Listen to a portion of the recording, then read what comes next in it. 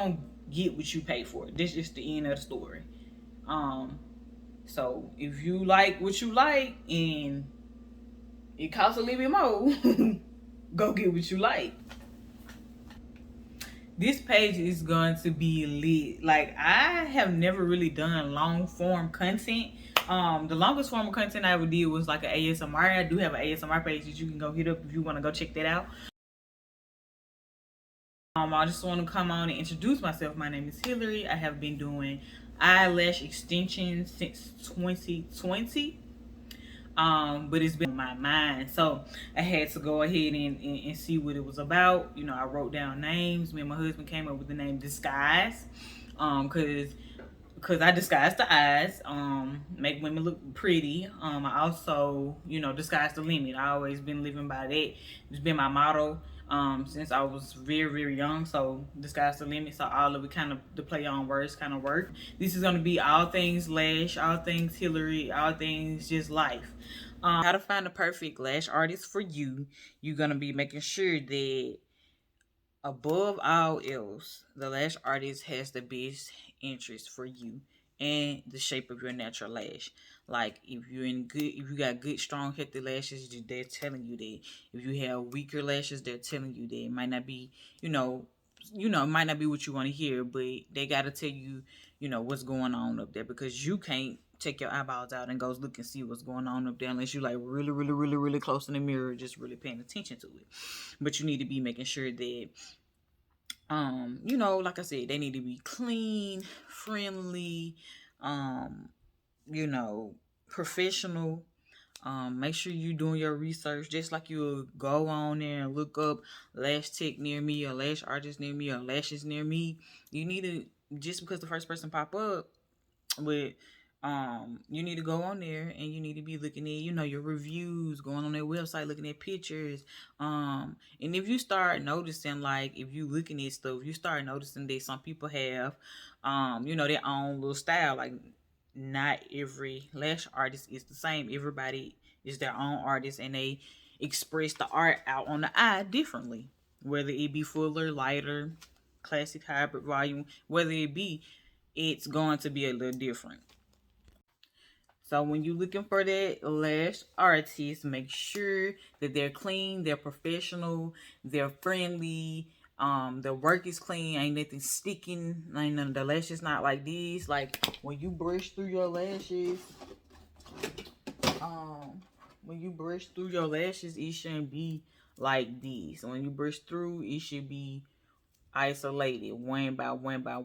Ain't these four lashes can't be coming out, like, it can't be coming out in chunks. It can't be, pulling out so many of your lashes at one time. So make sure that they're isolating properly, isolating each individual eyelash. When you brushing, it goes through real smooth.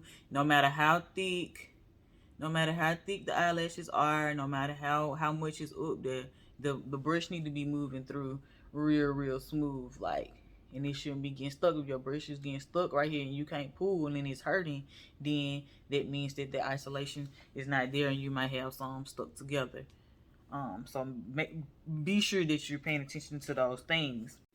Okay, y'all know we in the age of posting on social media. So another thing you could be looking for when you're looking for your lash tech or artist or whatever. I like to use the word lash artist. I don't really like to use the word lash tech. I don't know why. It's just a little thing.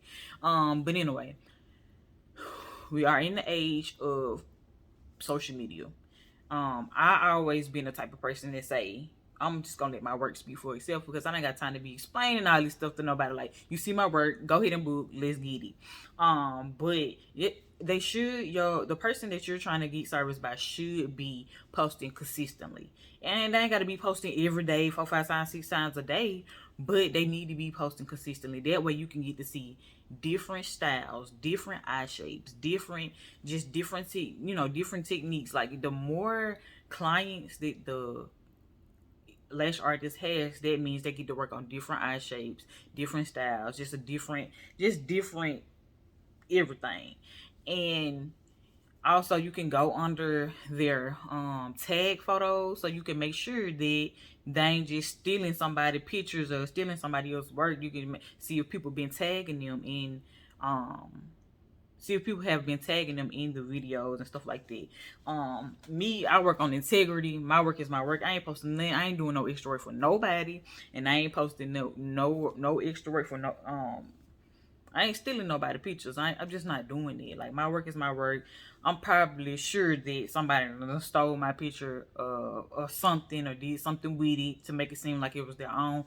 But I've never stole a picture of anybody's work, because I wholeheartedly believe in my work. I always call myself, like, when you look at my bio on Instagram, it's gonna say #1 lash artist in Birmingham. I just feel like that. Nobody else ain't claiming it. I'm a claim. That's me right there. So yeah, that's me. That's me. Anyway, not being shy when you go into meet these lash artists, because 9 times out of 10 they are trying to figure you out, feel your vibe, ask you a whole bunch of questions to try to get you to talk to them. But if you being all shy and reserved, and you know you really want them, 14, 15, 16, 17s, but you acting like you only want 10s, 11s, and 12s, then how we gonna be able to read you? So you need to come in, try to get comfortable. I know when you meeting people for the first time, you go, oh, I don't know, I ain't never had them before, or okay, understood. But I'm out the way I ask my clients what for that asking their style, you want short, medium, or long. Because you sitting over there acting all 9, 10s, 11s, but do you want short, medium, or long? In my short range, how I do it, my short range is 8 to 12. That's my short range. Maybe 13. Now, 8 to 12 is my short range. And then my medium range is like 12 to 16. That's my medium range. And then 14 to 20 is my long range. I don't even really use 20s. Like, you have to really have some really long natural lashes for me to even go past 16 for real. And then if you got really short lashes, I won't even go past a 13 for real on there. It don't make no sense. But yeah, 8 to 12 is my short range, and then 12 to 16 is medium, and then 14 and up is long. But I ask my clients that's the first thing: short, medium, or long. If they don't know what they want, they don't know the style, they don't know this, they don't know that, they don't know rooter to the tutor, short, medium, or long. And then I usually can kind of gauge from there, and then I can ask the necessary questions that I need to ask. But you don't be scared to talk. Don't be acting shy, because then you gonna throw us out. We be like, oh well, we don't need to put nothing longer than a 10 up here, because if you conservative, say you conservative, you want something really natural, state that I want something short and natural, sweet. I want something in the medium range. I want something long, but I don't want the fullness. Or I want it to be medium, but I don't want it to, be up to my eyebrow. Just tell them artists what you want, so they can go ahead and execute and get you up out of there, honey. Don't be going in there like, oh no, I just do what you want. Because when you tell me to just do what I want to do,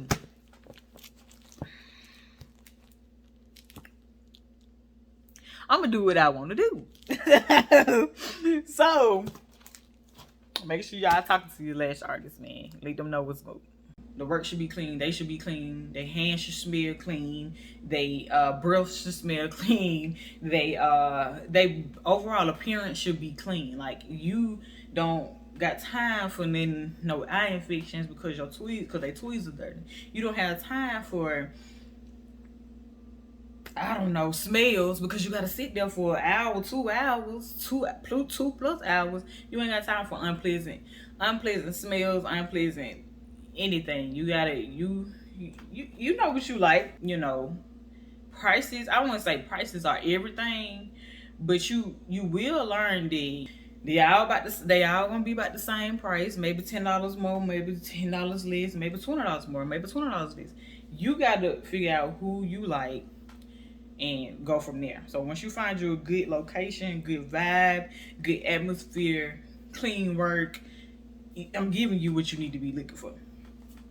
Most of the times when the prices are cheaper, most of the time just because they're newer and they don't want to charge you for something that, you know, they might not can't achieve or they can't do.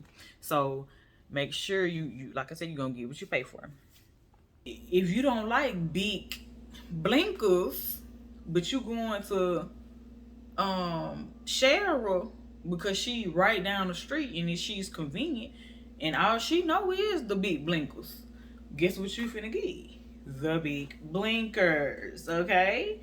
But if you go down to Christie, about 25 minutes down the road, and Christie doing a good job, like she doing exactly what you asked for. I mean, I really like Christie. I mean, I've been with what's the name for a long time, but I don't really like the way she do my lashes because they be getting a little big. Do what you gotta do. Like it just that's it at the end of the day. As a client, when choosing your lash artist, you gotta fill it out. Fully vouched it. You have the right to shop around for a lash artist because not every artist is gonna vibe with you. It's okay. You don't gotta stick around. It's okay. Like do what you gotta do. I'm not gonna be offended at all because everybody that I come across this for me. Like I understand it, but I also understand that everybody that I come across is not gonna be there. May not be there long. I might just need to show them what it is. They need to go back and tell old girl like, look, she did this. This is what I need. If you can't do it, then I'm gonna have to hide at you. But I mean, I know that everybody that I come across is not gonna stay. Not gonna be there. You know, we ain't gonna be there for 3 years down the line. I mean, I've been doing it for 3 years. I don't even know nobody that I've been doing for 3 years. Like I don't, other than like family members, like my sisters and my best friend and stuff like that. But nobody has stuck with me all 3 years. But I've had people that's been with me for 2 years now. Because when I first started, like I said, I was home based, and then I finally went to a salon. So it's no hard feelings here. If I've lashed you before and you didn't care for it, or you just didn't want to keep up with it, whatever, it's be good, girl. You are not going to vibe with every artist out there. So I do advise you to shop around for your artists. Get you 1 or 2 of them. Sometimes because sometimes somebody just might come in my chair, sit in my chair and say, do what you want to do. Like, damn, you don't got no picture. You don't got no inspiration. Like, you don't know if you want classic, hybrid, volume. At least give me that. But a lot of times people just don't know what they want. So just, you know, vibes, kind of talk to them, ask them, you know, how they doing, how they feeling, you know. But just listening has been like a real big help. Like for me, I listen well, and when I listen well and I execute the look that people think they want, they coming back. They be like, at first it's like a commitment. It really is a commitment. Like when you get your lash extensions, you gotta be ready to come back in a couple of weeks and get them refilled. Just like your nails, you gotta be willing to go back in a couple of weeks and get them filled in. It's time that you have to take out. It's extra steps that you're gonna have to add in cleaning your lashes and in washing them. You know, it's just extra steps, and it's an extra commitment to ultimately self-care. Ultimately, I mean, I figured out a way to help women incorporate self-care into their weekly, monthly routine. And I mean, I think that's a big deal. Like, damn, I'm getting them in shape self-care wise. Like I do feel like lash extension services, depending on the environment, depending on who doing it, depending on what location you are, it is a form of self-care because instead of you having to go buy mascara or go buy, you know, a whole bunch of other makeup, the lash is gonna do it for you.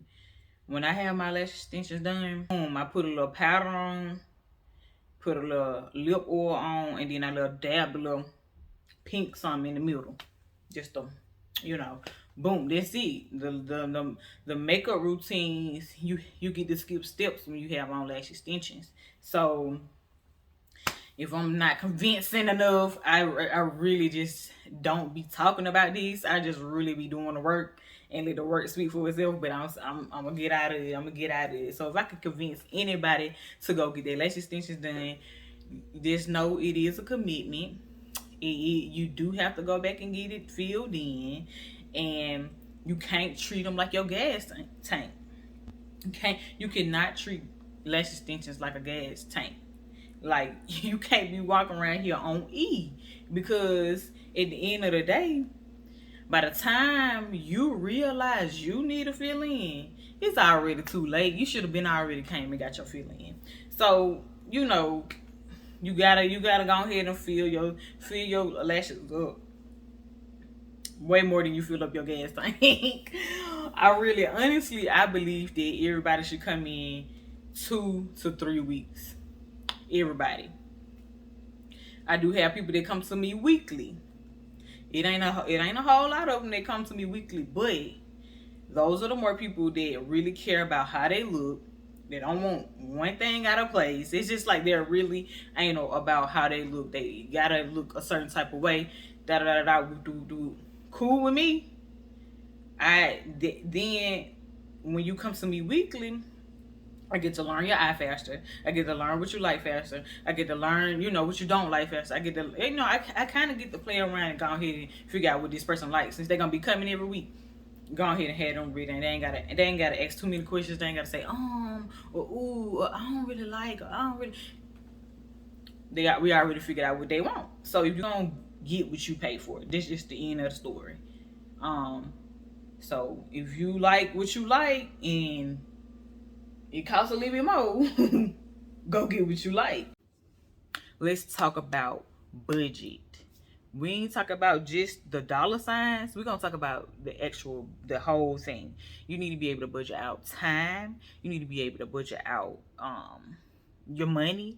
Your budget budget is the word, but it's like two big things up under there. It's the money and the time.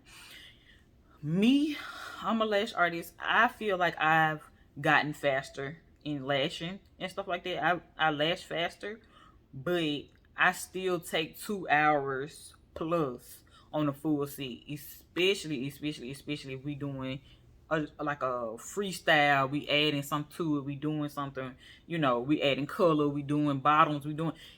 That's gonna be 2+ hours on a full set for me. So you definitely, I always try to, when I tell people and they coming in on a fresh new set, 2:15, 2:30, just depending on what they trying to get, because that's how long it takes me. So you need to be able to budget out your time to be able to get the experience and get the look that you want, the full look that you want. Now I know sometimes we run into little things and we short on time, but you can't rush the lash extension process, because it don't, like, if I don't get done, I'm not fulfilled. I don't feel happy. I'm just like, okay, whatever. But you had to go somewhere, but I feel like it could be fuller, or I feel like it could be, that's just how I be feeling. But I need all my time when I'm doing my thing. When I'm doing my thizzle, give me my time to do what I need to do. Now the budget, depending on how high maintenance or low maintenance you are, you'll be going to get your lashes done every 1 week, 2 weeks, 3 weeks, or 4 weeks. My experience, I'm gonna start with 4 weeks. I only got 2 clients out of, I think I service about 30+ clients right now, and I think only 2 of my clients are 4-weekers. I don't really have a whole handful of 4-weekers. That's the person, that's a unicorn. That's rare. It's rare. Like, you won't get like a person like how I do it. My 4-weekers, they get to come once a month, and then even when they come in once a month, they look like they on a 2-week or a 3-week, because they just have slow growing lashes, or their lashes retain that weight of lash so good that when they lashes growing, as they're growing slow, it stays on. The curl stays on. That's the curl stays. That's another thing. The curl ain't staying. By the time if you get your lashes done, your curls are like this, right? And then by the time you go back and get your fill, your curls like this. Your curls not staying. They not lasting. So, but like I'm saying, my 4 weekers they leave like this and they come back like this. Like they have growth, but the lashes don't fall as bad. So I only got a couple of them. My 3 weekers are gonna be mostly the people who like in a hybrid volume realm of things. Like they got more lashes up there, so more can fall without it looking so sparse. And then they can come back for their 3 week. They can come in every 3 weeks. So that's like, that's ideal. And then my 2 weekers are gonna be my classic extensions. Even with my wet lash extensions, even when I do like a wet lash, it's still gonna be 2 weeks because it's sparser. You can see more, and if 3 or 4 fall, it's gonna kind of like put holes in the set because it's really natural. Really, so 2 weeks is gonna be for my max on classics. Like I really rarely, I got one person out of the 30 some clients that I've serviced, one person that can come every 3 weeks, and then even then we need to be like, oh, when are these falling? I need to be asking questions or like that, because sometimes she'll make it to 3 weeks, and sometimes it'd be like she'll try to push it to 3 weeks, and it'd be like you should have came in at 2 because it'll take me longer to fill up your 3 week versus your 2 week fill. If we need to delve into that, we can, but just making sure that your lash artist is communicating with you, because things do happen, things do come up, people are short on time, everybody working, got people coming in on their laptops working while we get them lashes done. We call them lunchtime lashes because you got to get it in. They still prioritizing, they still budgeting out that time and prioritizing and having the money to do what they need to do. But just make sure that you got somebody that's gonna be okay with it. If you got a lash artist that's not okay with you checking your phone, checking your computer, doing all this other stuff, and being preoccupied doing the service, then yeah, you might need to go somewhere else, because it not only does it distract the artists from doing their thing, they also feel rushed and they feel like they can't get stuff done. So just make sure talk to the people. And then the last thing to look for with a good lash artist is making sure that they asking you, doing a consultation with you, asking you what you want, how you want it. Even if you don't know, they still should be asking you those questions. Doing a slight little 5-minute consultation. And also you have to sign a consent form, whether the artist is certified, licensed, just out of school, just out of whatever. They should be doing a consent form. They should be asking you questions about, the consent form should be asking you questions about anything as far as allergies, any medications, pregnant, contacts. They should the list goes on, but that consent form is to protect the person that's doing your lashes and to protect you as well. If something happens, God forbid, we don't want it to happen while you're laying down in the chair, but if something happens, we need to know the next person to call, your address, anything like that. Even if we wanted to send out a client gift throughout the year or something like that, we want to send you something through the mail for being loyal. We got your address, and we could just send you something during the holidays or something like that. So the consent form is enough information for us to get what we need to get done in case of any emergencies. And then the consent form also goes in to say, hey, you are consenting to this service, that XYZ before you started, so this is what's gonna happen. It also, on that consent form, it can go through policies and procedures as well. Like if you got rules that the people, the client, the artist may have rules that you need to follow, and it could be in the consent form. And the artist might have a rule that if you 5 minutes late, you get charged a fee for being 5 minutes late. But when you doing those consent forms, you need to be paying attention to what you consenting to, because then you running 5 minutes late, traffic or whatever, and you get to the end of your service, and then you paying more than what you thought you was gonna pay. You consented to that when you signed that consent form. So make sure you're paying attention to those consent forms, reading the procedures and policies, and following the policies and procedures. So this it. Like, if y'all have something in mind or something that I might have missed or something in the comments, or if it helped you out on finding a lash artist, you know, leave a thumbs up, leave us something in the comments, man. I really appreciate y'all for clicking on this video to come watch me talk about how to choose your lash artist. Thank you.